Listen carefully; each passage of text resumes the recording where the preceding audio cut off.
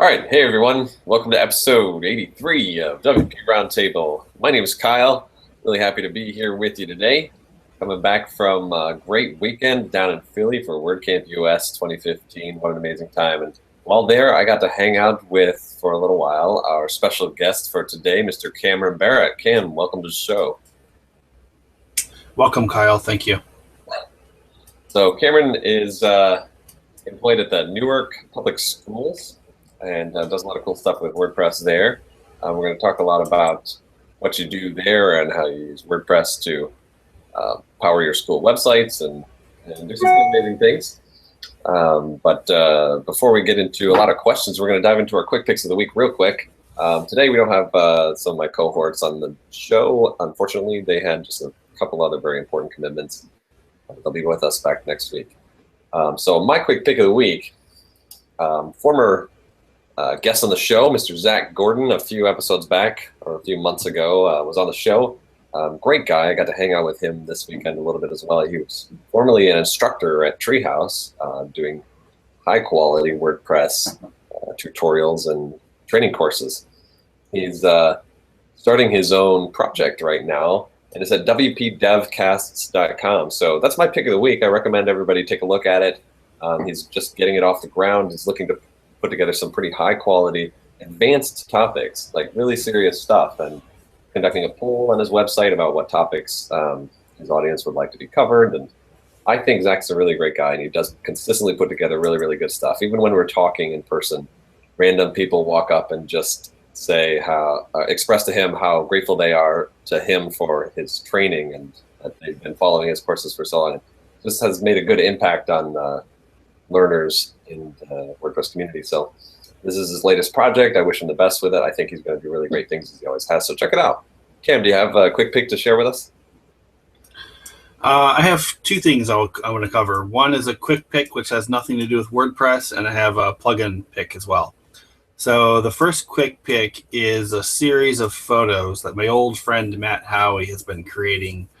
Matt Howey is best known for the creator of the Metafilter group Weblog from the late 90s through all the way through today. He now works for Slack, doing content marketing for them. But recently he's been tweeting a lot of photoshopped photos of Republican politicians who have guns in their hands, and he's been replacing the guns with adult toys. Let's just say it's kind of interesting what he's juxtaposed. He's kind of juxtaposed replacing the guns using Photoshop with just to be politically correct or to be family friendly. We'll just call them adult toys as a political statement. It's kind of interesting. You can find him on Twitter at Matt Howey. It's MATHOWIE. Very interesting stuff. Very interesting political statement.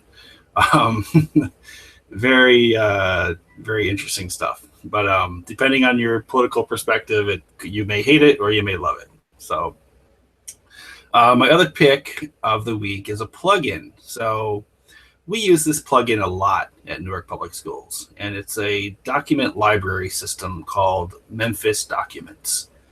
Kind of underutilized by a lot of websites.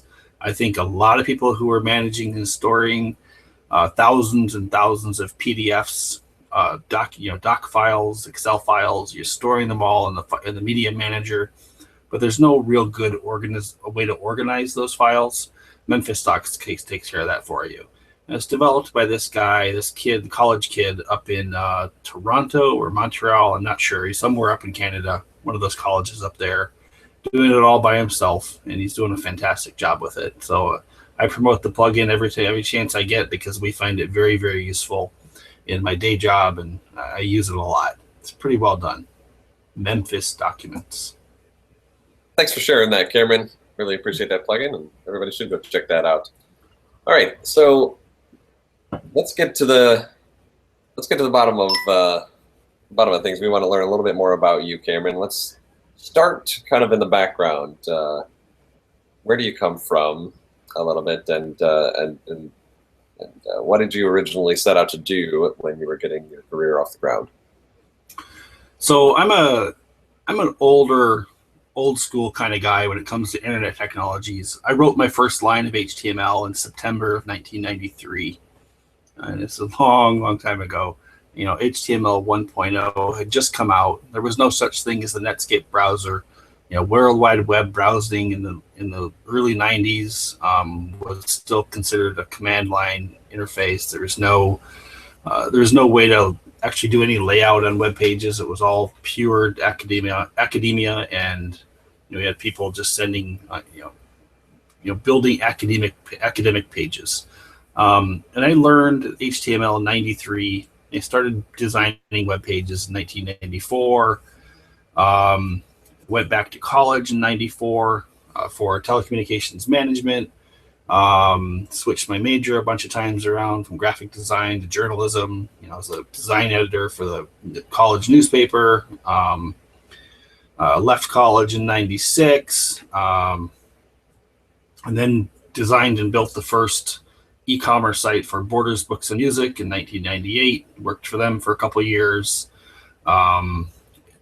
In the late 90s, during this period, I was one of the very first people to have what's considered a blog online.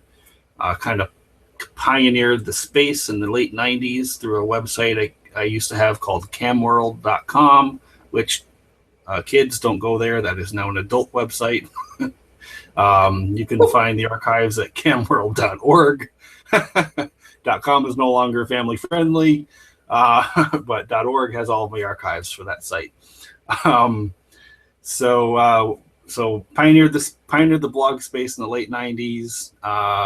Wrote a bunch of essays. I wrote an essay in 1997 called, 1999 called "Anatomy of a Weblog."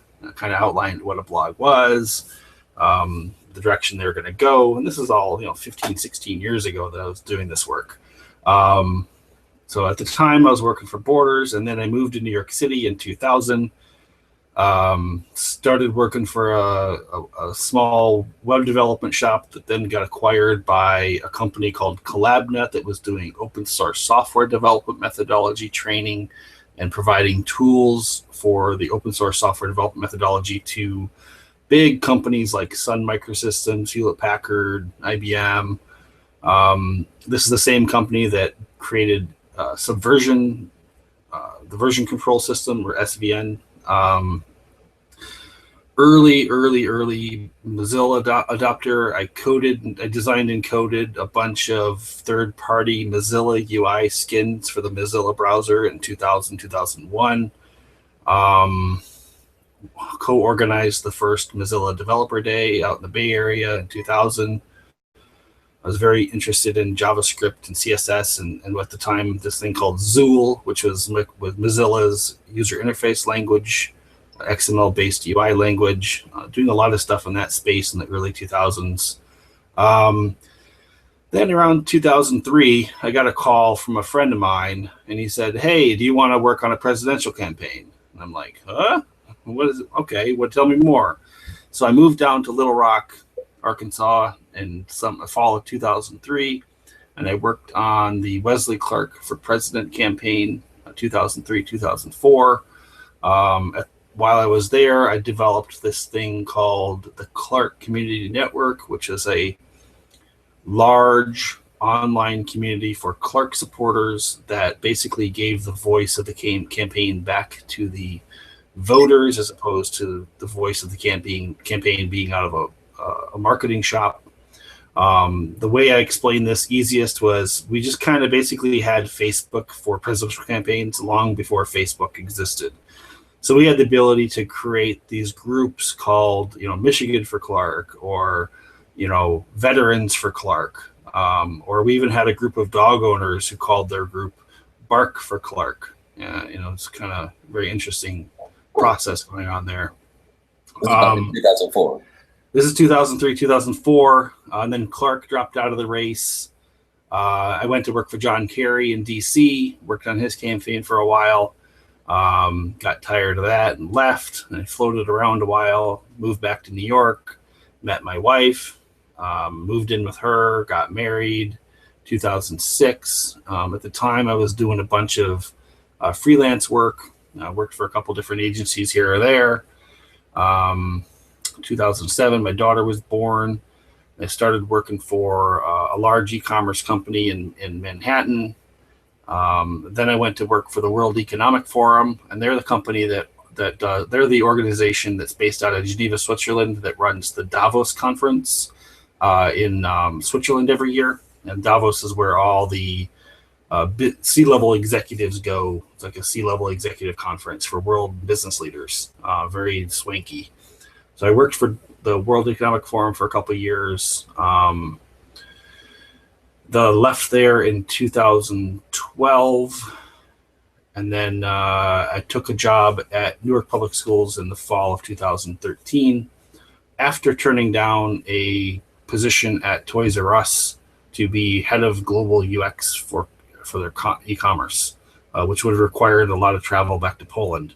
The development team was in Poland, and the last international-based job I had, my wife is like, no, you take another job where you have to travel a lot, and we're gonna end up divorced. And I'm like, yeah, I think you're right. So I turned down the job at Toys R Us, even though it would have been good pay with a lot of travel and a lot of experience. I was like, no, I can't really do it.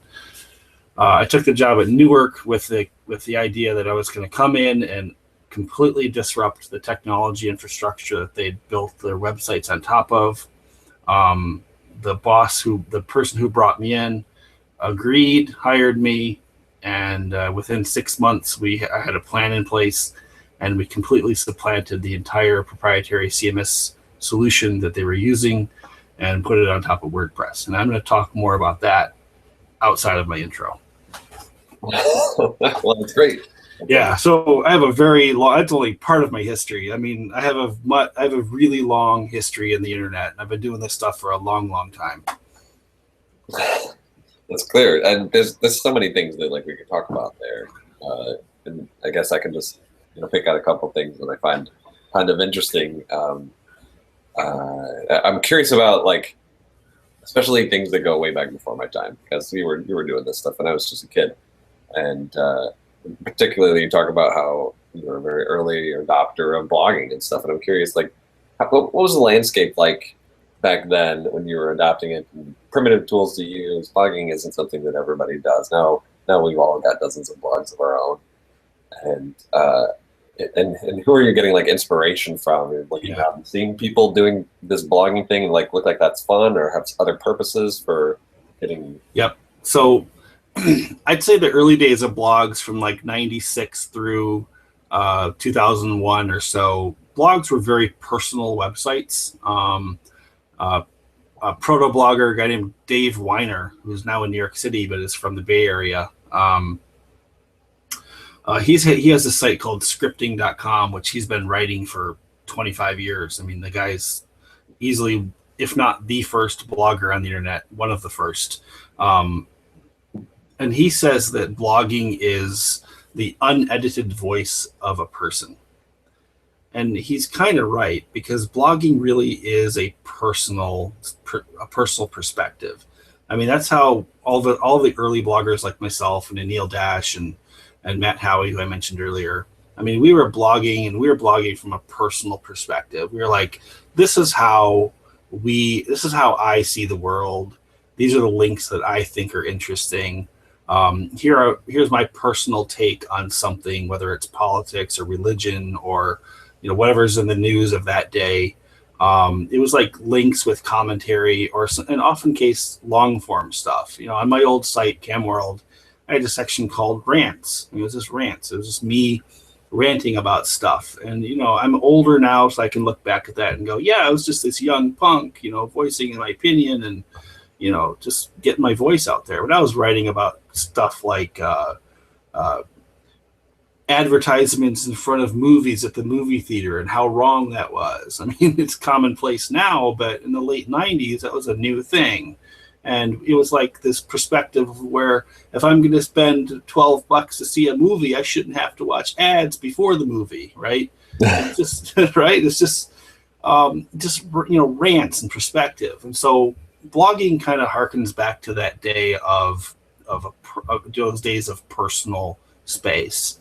And what happened in the early 2000s is blogging kind of got co-opted by people who saw the marketing perspective, the marketing angle of it, and said, "Hey, I can make money around all these voices," and they just kind of pushed it and molded it and turned it into, product blogs or meme blogs or things where they're talking about one thing, whether it's technology or politics or selling ads. And all of us personal bloggers in the late 90s and early 2000s were like, we didn't care about ads. We didn't care about putting ads up there and getting click through and click rates and all that. We were just writing because we wanted to write. We wanted to have our voice out there. It didn't matter if anybody was really listening or reading. It was just kind of like, this is our perspective, and this is, putting it down on record. And blogging has since, kind of turned into this marketing thing, and now we're starting to see a shift back to the personal blog again. So it's kind of interesting. So blogging kind of has two definitions now. It's like the personal blog and then the consumer or the commercial blog. And you kind of have to, which one are you talking about when you say blogging? Sure. Yeah, definitely. The landscape has changed dramatically, but it's very interesting to listen to you describe how you've perceived its shift over that time period and how some things have come full circle and some things. Yeah.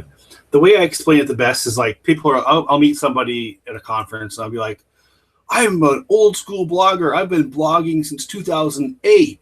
And I'm like, excuse me, I stopped blogging in 2005. Right? I mean, and they just kind of stare at me like, huh? But it's true. It's like blogging kind of shifted. And now we're seeing people are realizing that commercial blogs and commercialization of blogs isn't really it's not a great business model. It's really hard to make money at it. And we're starting to see a shift back toward blogging becoming this personalized thing again. So I think it's a good shift. Yeah, I think so too. And it's really remarkable. Another thing that I'm kind of curious about is how it sounds like the long winding road your career took. I'm curious about at what point some of the things you're really passionate about now came into play. Like you're doing some really big things for Newark Public Schools and are passionate about like the open source movement and passionate about software like WordPress and the opportunities that it presents. And like at what point did that like become something big for you and you started seeking ways to make an impact with it? Yeah, I was aware of WordPress early. I remember I tell this story in a lot of the WordCamp sessions that I give. I think it was the open source software. I'm sorry, the open source O'Reilly's open source software convention, which they still hold. I think this year it's in Portland, but it used to be in it's in Austin. It used to be in Portland, Oregon every summer, every July. And I was at that conference in July of 2003. Maybe it was 2004. I don't exactly remember which year it was, but it was before WordPress was really the thing. And Matt Mullenweg was still in the process of forking it from V2. And I remember him coming up to me and wanting to shake my hand and asking, "Are you Cameron Barrett from CamWorld?" And I'm like, "Yeah, nice to meet you." And at the time, he's like this 20-year-old kid, 21. He's still starting out in the world. And here I was like a father of blogging, and he was building a blogging system. Of course, he wanted to meet me. But this tells you how much he's done in the past 10 years. I mean, what Matt has done with WordPress and shepherding it, he's done a fantastic job that, he can proudly say that tens of thousands of people are making a living building stuff on top of a software that he created. I mean, he's done a fantastic job of shepherding it, and he's done a great job of making sure that it stays open source and doesn't get co-opted by third-party people who just want to make money off of it and turn it into proprietary systems. He's done a really good job of that. I think you're completely right. It is remarkable and pretty unprecedented, I think, at least in this particular space. And that's a remarkable story. So have you bumped into him since? Oh, yes. Talked to him about that? I talked to him a little bit at WordCamp Scranton. He kind of crashed. WordCamp Scranton at last minute. kind of an unannounced show up. And I talked to him a little bit about the old days of blogging systems. So another thing about me is I think it was 2002 or 2003, I created a mailing list called the CMS list. And pretty much every single person on the planet who was involved in building and creating CMSs was on this mailing list. And I owned it. And so I had a lot of domain expertise in how CMSs worked and having an inroad to all that big community. I don't recall if Matt was on that list, but there was a time there between 2002 and 2004 where anybody who was in the CMS business space knew who I was through that mailing list. And this all grew out of my work with CollabNet, building open source software development methodology, and I did a lot of the UI design against their tools. Because I'm primarily a UI UX designer, but I have a lot of experience as a product developer, product designer, project manager, information architect. One of the first conference sessions I ever gave was in 2000 in DC. At WebDC, it was a title called Information Architecture for Programmers. Right? Because they don't know what it is. Big fancy term, right? But yeah. They just didn't understand it. I was like, all right, I'm going to tell this room full of developers what IA is. And it was a really popular session. I can imagine. That sounds like a fascinating session and audience and context. So let's talk about your current role, Newark Public Schools. You are responsible for what, and what do you do every day? Yep. So I have two titles. I have an official title and an unofficial title at Newark. My official title is Senior Manager of Website Technology, and my unofficial title is Head of Innovation and Strategy, Head of Website Innovation and Strategy. So it's kind of like what I do is I define how we're using internet technologies for the public school district, primarily for the public-facing websites. So as a proof of concept, I brought WordPress into Newark Public Schools, and I replaced a proprietary CMS vendor that we were paying $60,000 a year for the CMS and hosting.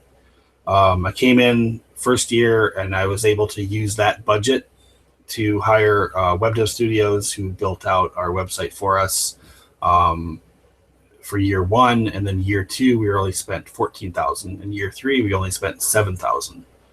So I'm literally cutting our budget in half year after year after year by using WordPress. My day-to-day tasks are I manage the pretty large multi-site, 70 plus websites, one for each school. We're the largest school district in New Jersey, about 40,000 students, 32,000 of them are in the public districts, public schools, and about 7,000 or 8,000 are in the charter schools. Wow. So that's pretty substantial and some major accomplishments. So over the course of these several years, you've been saving the school a lot of money and innovating in a variety of ways. So and anybody who were in the education space listening to that would probably say, wow, that sounds great, but what are you sacrificing? What are you giving up? Are we losing things by going to this other system that you had at the former proprietary system you were paying so much more for? So one of the things we did with that is we actually had a migration script written that basically will scrape an existing website, whatever CMS platform you're on.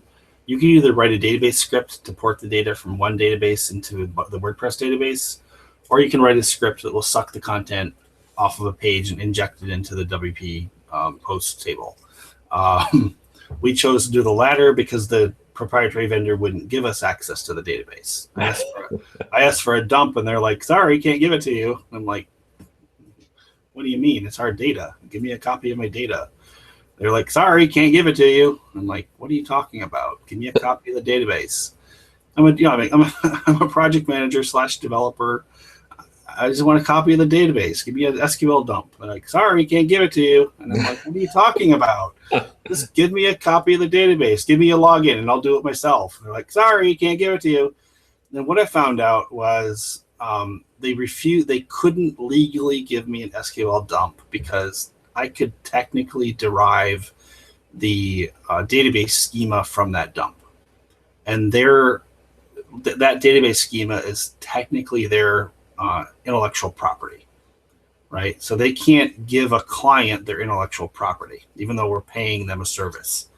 And I'm like, all right, legally, I get it. I went to our legal department and I said, is this right? And they're like, yeah, that's pretty accurate. You can't, they can't just give you the dump because you will be able to derive the database schema from it. And I'm like, yeah, I guess they're right. So we opted to scrape the site instead, which pretty good script. There's this script that Brian Messenlaner from Web Dev Studios wrote. Basically just scrapes the site and dumps the content of a page directly into a WordPress post. It's pretty good. I was like, wow, this is amazing. There's always, it's like a workaround to a solution, right? If you have a problem, you route around it. And this is generally the job of any project manager or any developer, is like, you encounter a problem or a roadblock, you route around it. And so this was a solution where we derived of just routing around the problem, with the problem being the proprietary CMS vendor. So I'm so happy I fired them. That vendor was horrible. They've since been acquired by an even larger ed tech company, which I won't mention, but anybody in the ed tech space who you say, hey, a company that starts with the letter B, they're like, oh, them? Yeah, them. They're horrible. I won't mention their name, but right. Just from, it's probably just best not to mention their name. Anyway, so my goal sometimes is to fire that company once a year. Every year I'm like, am I going to fire them again? I'm going to fire them again. Just because I don't like their technology and I don't like how they lock school districts into multi-year contracts that are unbreakable, and they charge them hundreds of thousands of dollars for horrible, horrible solutions. It's terrible. Yeah. Terrible. And for someone like myself and so many other people in our industry, or at least in our niche of the industry, it would listen to things like that and just think that sounds so distasteful. That sounds, the thought of being locked into this thing, having no access to your own data, and like being charged exorbitant amounts, and having no recourse in intellectual property, stuff like that. It's foreign to so many of us, like diehards in the open source space. Like, we just think that's utter nonsense, but so many people take it, swallow that whole and accept it as this is just how it is. Yeah. But you've been able to kind of break that a little bit and pioneer it. So it's very inspiring to so many people. It's a challenge. I mean, what I found, I talk to a lot of school districts, of course, right? I'm talking to districts every week, and what I found is almost universally, I mean, there's some exceptions out there, but there's a large percentage of our school districts where the people making technology decisions aren't necessarily technologists. They're principals, superintendents, board members, board of education members, administrators, and they don't understand the technology that they're buying.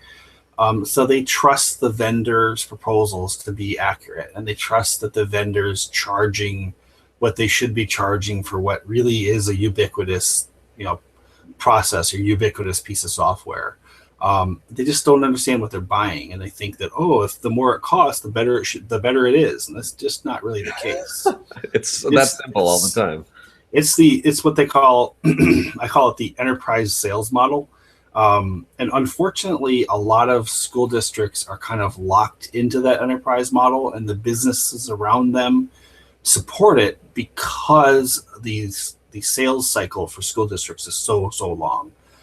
Like, I could start talking to a school district in November, like let's say last month, and say, hey, let's start talking about your website for next year. And they'd be like, well, no, we have to start talking about our website for the following year, because most school districts are on a fiscal year from July to June. So the planning for the upcoming school year or the upcoming fiscal year needs to start anywhere from 6 to 18 months before the money is available. So it's literally a 6 to 18 month sales cycle for every school district in the country. And so if you start thinking about the kinds of companies that can support that kind of sales cycle, the only ones that come to mind are the enterprise sales, companies like Pearson and Salesforce and Acumen and these big management consulting companies and big web shops where, they can sit back and they can afford to pay an account manager for 6 to 12 months without the account manager actually making a sale, right? Because they know that in the end, they're going to get the sale. That's the enterprise sales model. And it's completely wrong for school districts, but that's kind of what they've ended up going with. And there's a reason for that. I might get a little complicated here, but I'm going to try to explain it the best way I can. So up until July of 2015, public school districts were allowed to pay for school-based technology rollout using federal money through a program called the E-rate program. Now, E-rate money comes out of your Universal Services Fund. And so every time you pay your phone bill, your cable bill, your telecom, any telecom bill, there's those miscellaneous fees that you're paying to the federal government. They're called FCC fees or USF fees. All those fees you pay month after month after month add up to billions and billions of dollars that the FCC then turns around and gives a portion to public school districts for technology rollout. So up until July 2015, public school districts were allowed to pay for website hosting and website content management systems with that E-rate money. What that means is that the money that was paying for those systems wasn't coming out of your regular budget paid by taxpayers. It was coming from majority of it was coming from the federal E-rate program. So this has changed. The FCC voted to modernize the E-rate Act, and they pulled a whole bunch of services off the eligible services list. Some of those things that came off are website hosting and content management systems. So what that means is every school district that was using federal money to pay for these solutions can no longer do so. They have to use money out of their regular budget, which of course we know they don't have. So that's a market opportunity that's opened up. There's a lot of school districts out looking around for inexpensive website hosting that doesn't suck. And I'm like, WordPress, hello, WordPress, I've done it, here's the model. Fascinating. And has the status quo established providers who were being funded through this money very generously, how have they reacted to this? Are they shifting their model or being forced to, or are schools just having to choke on these prices and pull it out of their regular budget, or just have nothing? I'm sure the landscape has been shifting because this has been about 6 months since that. Yep. But again, it's a 6 to 18 month sales cycle. So only now are school districts going, we don't have the money on our regular budget. We need to find a different solution. But they're already locked into a contract, so they can't change that solution until the following year. See what I'm saying? So right. I've seen two things happening. One is some of the more proprietary systems have been busy getting themselves acquired by a large company that starts with the letter B. Same company as before, is buying up a bunch of these small proprietary CMS vendors that have collectively probably 30% of the market. So 30, maybe 40% of all school websites are on these different solutions that this big company has been acquiring. With their thinking, I think their thinking is they're just going to build a big K-12 portal or a big K-12 vertical, and they just control the market. But every one of their systems doesn't really kind of interact with each other, and it's a complete mess. Like you talk to any school district who's used their stuff, and they're like, yeah, it doesn't integrate with anything. It's just, they're just like a silo here and a silo here and a silo here and a silo here, and nothing talks to each other. Yet they're buying 3 different solutions from the same company. They can't integrate them. So there's lots of that happening. And then the other thing I've seen happening is that we're starting to see school districts wise up and say, wow, maybe we really shouldn't be spending tens of thousands of dollars every year for website hosting. Maybe we should be spending, $1,000, or in the case of Newark, $7,000. The larger the district, the more sites, the more bandwidth you need. But a smaller school district, and I'd say 80 or 90% of all the districts in our country are considered small, under 3,000 students overall. Um, those school districts just don't have a lot of money. Like they can afford, I don't know, $100 a month for a hosting package. They can afford maybe $5,000 to $10,000 for a redesign or a content or a site migration from one system to another. And there's just not a lot of money for the consulting or the agency consulting model. So you see a lot of school districts kind of looking around. Has anybody automated this process? Has anybody figured out a solution where we can just suck the content out of one site and put it into another? And so these are the kind of problems I've been looking at over the past year, is how do you automate the model, and how do you get everybody into like a WordPress based software as a service? And that's really my end goal, is a WordPress powered software as a service that provides cheap or very low cost WordPress hosting for public school districts. And that company is called SchoolPress. So fascinating. So what's the current status of SchoolPress? In stasis, in progress. I'm looking for two things. One is I'm looking for funding, which I don't know if it's going to happen because VCs are staying away from it. The ROI is not there for the fund for a VC. I'm talking to angel funders, and they're kind of interested, but they're not sure the market's big enough for them.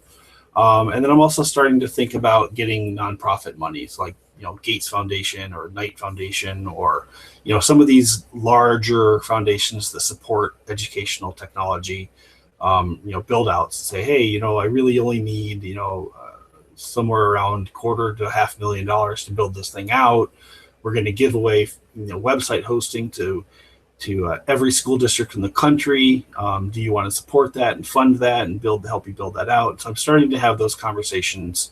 And then there's the process of just building the SaaS and then building a bunch of themes to choose from and then launching it. ETA, probably 6 months to a year.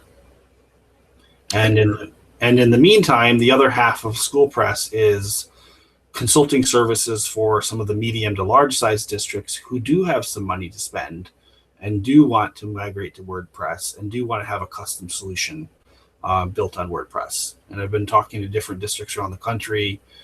Projects are anywhere from 5 to 20 to 30 grand per project. They have that kind of money to spend because for a large school district, that's the drop in the bucket. For a small district, that's a lot of money. Sure. And this is your project alone? You're taking this and moving it forward? I've got a lot of people who've expressed interest. WebDev Studios wants to be involved, but I'm not sure how that's going to roll out. I mean, they want to be involved, but they're not willing to put resources towards it yet. So I think I need to be further down the path of build out before I engage the superstars like them. I've talked to a lot of hosting companies who are very interested in providing hosting space for free, especially if it's a nonprofit. If I build it out as a nonprofit LLC, GoDaddy and SiteGround and DreamHost, they're all going to step up and say, yeah, we'll help you form a coalition of website hosting companies that can offer free space to school districts. And then I don't have to worry about that overhead because it's being provided by the districts or by the hosting companies. Almost every one of them I've talked to has said, yeah, we're interested. Let's figure out how to make it happen.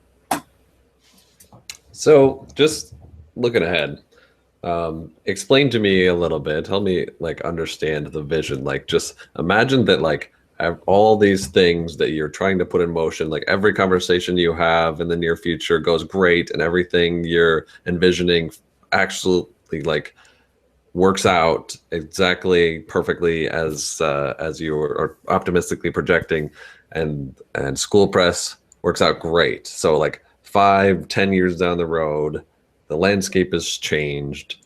How does that look if everything goes perfect?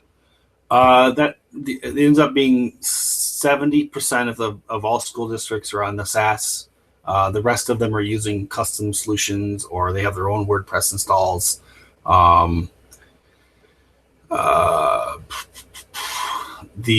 There's a company formed around the LLC that provides consulting services and makes money through add-on solutions like mobile apps powered through AppPresser,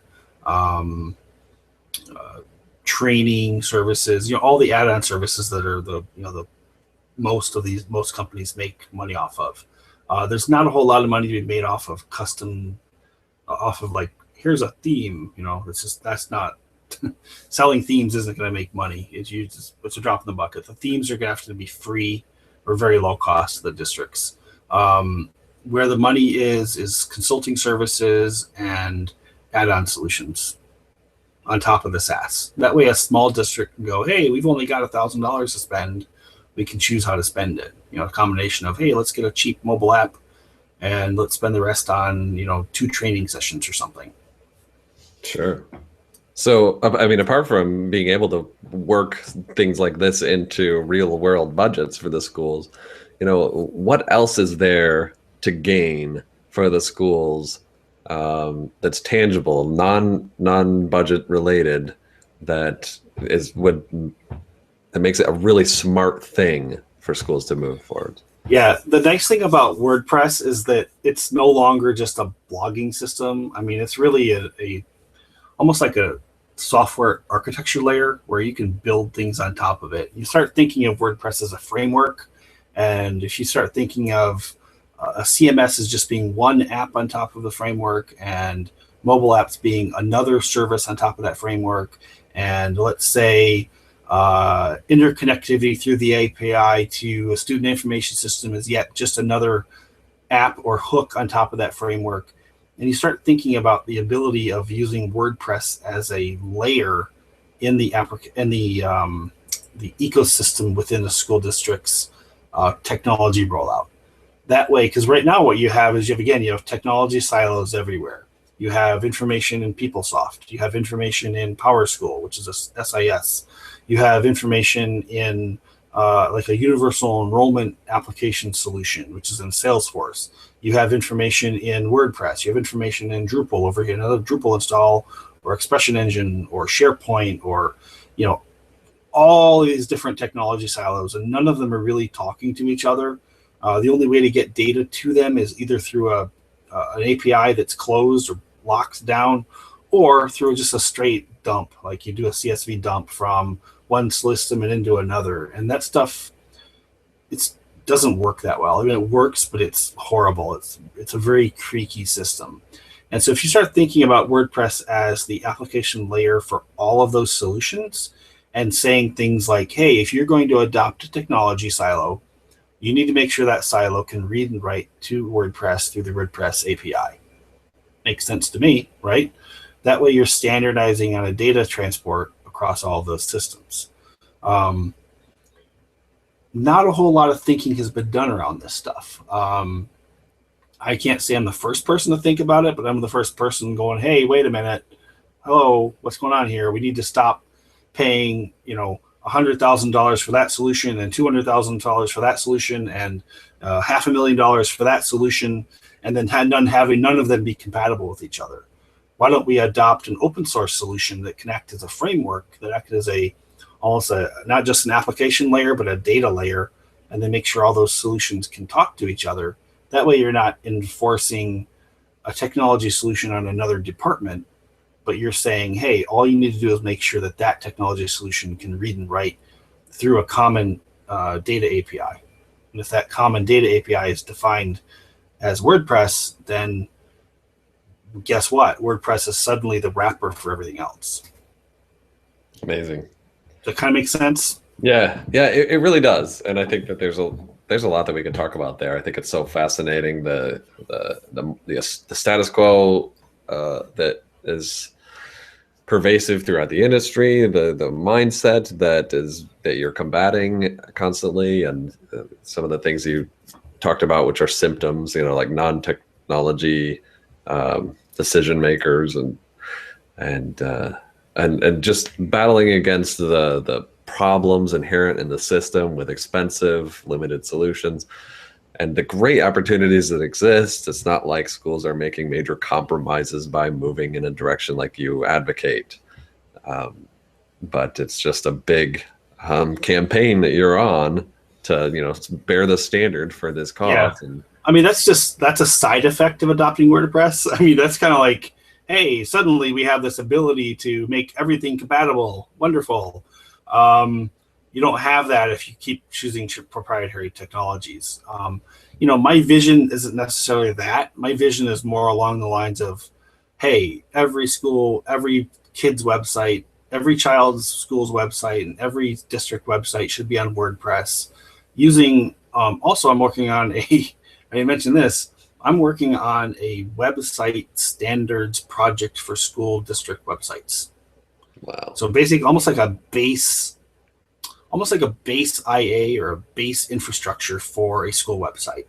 And you can just bake that stuff right into a theme and provide it for free, and then everybody builds on top of that. So a base IA would be things like school directory, staff directory, maps, events calendar, and just map everything to a core IA that every site could adopt. Therefore, you have the problem right now is like when you change schools, you move from one town to another, you got to relearn a website every time you go. And we all know that school websites are horrible, and that is a byproduct of the solutions they put in place. So if all schools can adopt a standard, or at least a core, then suddenly you have a lot of websites that look and behave and act the same. So that if you're living in Pensacola, Florida, and you move to Troy, Michigan, and they're both using the standard, or at least built on top of the standard, you're a parent, you don't have to worry about it. You know that the structure is going to be the same. So I'm kind of putting that stuff together right now. Like, what does that standard look like? How do you bake it into a theme? And then how do you get schools to adopt it? I think by default, they're going to adopt it because they want their sites to be more usable. There's a big problem with a lot of school websites that they suck. They just don't work. They're circa 2006 with tables and flash files, and it just doesn't work. It doesn't work on their smartphones, doesn't work on their tablets. The information's never up to date. I've run into issues over and over and over again. Every time I talk to a school district, they're like, we don't understand why our site sucks so hard. Why does it suck so much? They don't phrase it that way, but that's what they're asking. They're like, in your professional opinion, what can you do to fix our site? I'm like, well, first of all, you need to stop using a CMS vendor that bakes you into a circa 2006, 2007 inverted L layout with a menu, right? And a carousel. Get away from that model, get away from that vendor. Use something that has responsive design baked in. Use a template or a theme that has a standard menu navigation, standard search box placement. Use a system that does document management properly. One of the biggest problems I run into with WordPress is document management. How do you manage 1,000 or 3,000 or 5,000 PDFs? Very, very difficult. Very difficult. And this is why I plugged Memphis Docs earlier, because I think Memphis Docs, while it's not perfect, is doing an amazing job of allowing me to organize and store sets of documents and put them on pages in WordPress. It's a pretty good plugin. We rely on it very, very heavily. So when you run into that problem with the proprietary CMS vendors, what I noticed was, here's an example. Before we moved to WordPress, we were using this proprietary CMS vendor, and we had 68 or 70 websites under this vendor. And we would distribute a PDF to the schools, and would go out to the technology coordinators, and the technology coordinators would be in charge, hey, put this PDF up on our website. So they were putting in the PDF, this one PDF, they're putting it up on 70 websites. So suddenly there's 70 copies of the same PDF in the file system. So if you search, you're going to get 70 responses for the exact same PDF, right? It's a document management problem, right? Right. And the CMS at the vendor didn't have a solution for us because they didn't think about that use case before they architected their solution. With WordPress, you can put a document up once, and then you can pass that link around to each of those sites, and then they can embed that link, right? It's just that cross relational. It's a relational database, right? If you know what a relational database is, basically you're relating one piece of content to another piece. You're relating metadata to another piece of content. That kind of concept is sorely lacking in a lot of CMSs. But WordPress has it baked into everything. It's fantastic. It is fantastic. So really good discussion. These are fascinating topics. We are kind of winding down here, so gonna switch gears just a little bit. Do you want to touch base on WordCamp US recap? We just spent our week back in Philly. So yeah, what's your consensus? Was it worth the trip? Yeah, it was fantastic. I only ran into you for like a minute, right? And then you were off doing something else. But I hung out with your business partner, Steve. He and I hit it off. We got along really well. Great. Hey, Steve. He's probably listening. Yeah. Steve, I like Steve. I'm gonna next time I'm driving through Michigan, I'm like, hey, let's stop at Steve's house because I like Steve. I got along with him really well. Me too. WordCamp US. It was fantastic. Everybody kept asking me why I didn't speak, and I'm like, well, I didn't submit. I didn't submit a session because I've spoken at so many WordCamps over the past year and a half actually, and I just wanted to see what the first WordCamp US is going to be like, and then of course I'll submit for next year, right? But it was a good time. I hung out with a lot of people who I knew from other WordCamps. Hung out with the Web Dev Studios guys and the 99 Robots guys. Hey, Charlie. Charlie's awesome. If you haven't met him yet, Charlie Patel, who runs Juice Tank, which is a big co-working space in New Jersey. And he also runs a plug-in company called 99 Robots. Hung out with, your buddy Steve, your partner Steve, and, just had a really good time. I'm really excited about the direction WordPress is going with the REST API. I think it's amazing stuff. It is. There's a lot of pretty cool things going on. So, like WordCamp US versus all the other WordCamps you go to. What's different about this, and what makes it like something special and completely worth going to? Different reasons than a normal WordCamp. Yeah. So WordCamp US was big. First of all, it was just enormous. I think they said 1,800 people. My initial estimate was 2,000, but I was pretty close. They said 1,800 people held in easily one of the largest convention centers in the country there in Philadelphia. Big place. And we only had one very small part of it. But you could think about that. Like, whoa, what is WordCamp 10 years from now going to be like? Is it going to be in Philly? And is it going to be 20,000 people, right? Because that convention center can accommodate 20,000 people. 10 years, 10 times as big, maybe. It's possible. If WordPress continues on the trajectory it's been on, what's Matt say? The next 75%, right? Right. So, that's a lot of people. And the WordPress business ecosystem is already huge. It's already, it seems inundated, but there's still so much more out there. I'm just pointed out solutions. Just working in the school districts, there's so many places where WordPress can come in and save a lot of money and do a much better job. And I see that everywhere, not just in school districts, but in the hospital and the healthcare space.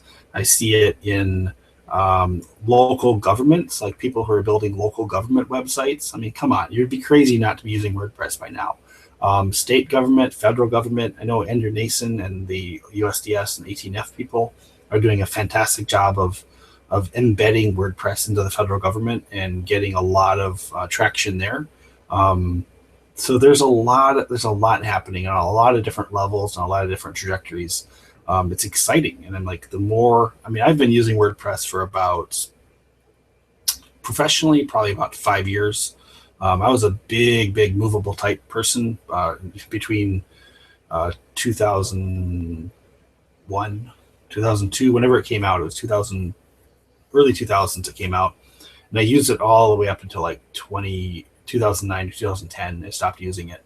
And that's when I started using WordPress. No, I started using Drupal. I was doing a lot of Drupal development from 2004 through 2009. And then I kind of just slowly migrated over to WordPress, and I've been using WordPress ever since. But the more I learn about how WordPress does things, and the flexibility and extensibility that it has, it's fantastic. I just love how flexible it is. So do I. Yeah, it makes our lives easy, and it allows us to do pretty cool stuff for our clients. And I love working with it. And I agree with you. There's some really, really exciting things happening. And WordCamp US was an amazing experience. And I think it's highly likely that we will be back there next year. So looking ahead at the rest of your calendar, because we're kind of wrapping up here, what other events and meetups and conferences and anything do you plan on attending? What's on your calendar where somebody might bump into Cameron Barrett in person? Let's see. I'm going to National Education Week in New York City next week. 15th and 16th, I think. December 15th and 16th. It's almost like they're calling it National Education Week, but it's a conference full of ed tech and VC people. So I'm not sure what it's going to be like. We'll see. I'm going to network. I'm going to go there and network. I don't really care about the content. So if you're going, you can bump into me and network with me there. And then I don't have anything scheduled until March. I'm speaking at South by Southwest EDU in Austin, Texas on March 7th, I believe. Doing a lightning talk on WordPress for schools, basically the 15-minute version of what I give at WordCamps, but with the audience being not WordPress people, but the audience being ed tech people. And business people for schools. Sounds amazing. Well, best of luck to you with those. And I hope to. There's actually not a lot of, say, WordCamps and things on the calendar currently for the 2016 season, but I expect that to change in the near future as budgets get approved and venues get locked in.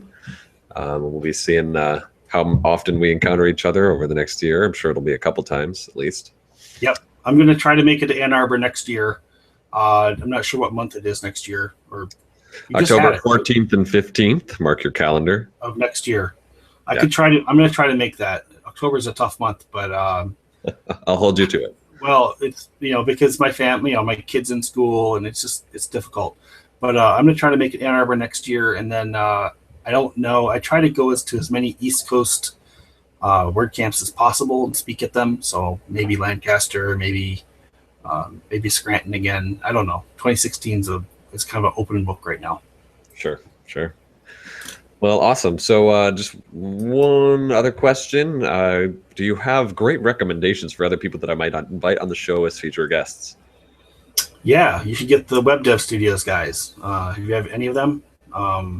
We've had a handful. We've had Brad Williams and Brad Parbs and let me think, who else from Web Dev?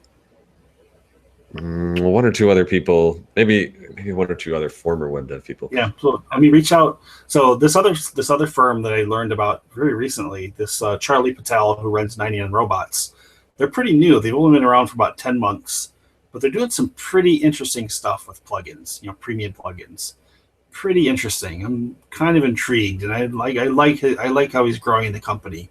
So I would actually get him on because he's a very eloquent speaker. And he looks at everything from a very good he looks at things from a very businessy perspective. Like he always looks at a problem from the business perspective as opposed to, hey, this is a great idea, let's try to make money with it. No, he looks at it like, here's almost like the Shark Tank perspective, like, devil's advocate. He's really good business analyst in that case. So I would get him on. I recommend Charlie Patel from 99 Robots. Well, you're not the first to make that same recommendation, so I guess I got to get serious on that. Thank you. All right, so just wrapping up here, is there anything that we didn't get to talk about that you wanted to share, or just anything in general you want to share with what audience we have before we wrap up? I think that's everything. I mean, I could talk for hours about this stuff. There's always something else. There's always something more. There's so much that I skipped over in my intro of myself because I've done so much. I mean, I could talk for hours on any of that stuff. Like the time I told Oprah to, F off, right? There's just like that's a story for another time, right? Yeah. Or how about the time I was fired for having a personal website, right? There's so many stories that I could talk about that I'm going to leave you hanging. I'm not going to tell you.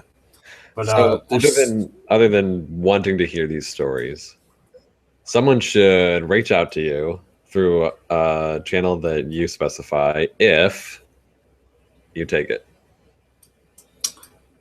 They can reach me on Twitter, or they can reach out to me through email, Cameron@barrett.org.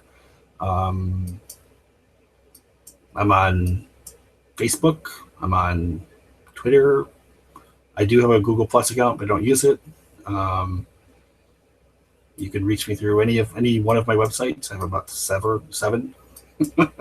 So. Sure. Okay.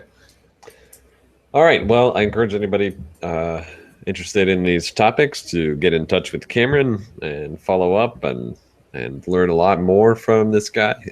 And Cameron, thank you so much for joining us for this episode. It's been like a really fascinating discussion. I feel like I've learned a lot from this.